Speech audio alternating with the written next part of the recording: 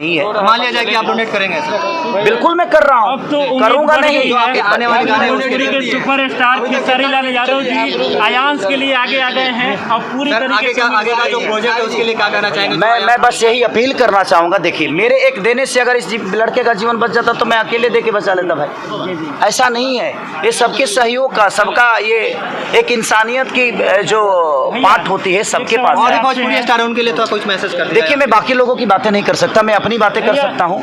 कौन क्या दे रहा है नहीं दे रहा है इससे मुझे लेना देना भी नहीं है, लेकिन जिसके मन में इस बच्चे के लिए श्रद्धा होगी, इस बच्चे के लिए, इस माँ के लिए, उस पिता के लिए, उस बहन के लिए, वो जरूर इस बच्चे के लिए करेगा। मैं तो 100% करूँगा अपने बाबू के लिए। आप मेरे बेटे हो बेटा। आयांश के लिए पोस्ट करेंगे एक बार फिर से? बिल्कुल करूँगा, मैं फिर से मैं फेसबुक लाइव आऊँगा। आप बिल्कुल निश्चिंत रहिए। गोद में के आयांश को लिए तो कैसा अनुभव लगा? जो फ्रॉड मचा रहे हैं वो ये सारी चीजें आएगी, मैं क्या बोल रहा हूँ, आप लोग बिल्कुल मत घबराइए। आप लोग अपने मुहिम को चलाते रहिए। इस बच्चे के लिए आप लोगों को मैं शुक्रिया अदा करना चाहता हूँ। जितने भी मीडिया कर्मी के लोग हैं, मैं सबका तहे दिल से शुक्रिया अदा करना चाहता हूँ कि आप इतने तरीके से इस बच्चे के लिए कर रहे हैं। बहन में पढ़ा लिखा नहीं हूँ, इसीलिए इन्होंने जो बताया मुझे उसी पे विश्वास है। इस तरीके से यहाँ पर बच्चे के लिए मैं इस बच्चे के लिए बोल रहा हूँ, इस माँ के लिए बोल रहा हूँ, इस रिपोर्ट के लिए नहीं बोल रहा हूँ। क्योंकि इस बच्चे को मेरे लिए, अगर मेरे बोलने से इस बच्चे की जीवन बच रही है, मेरे करने से बच रही है, तो मैं 110% इस बच्चे और इस फैमिली के साथ हूँ।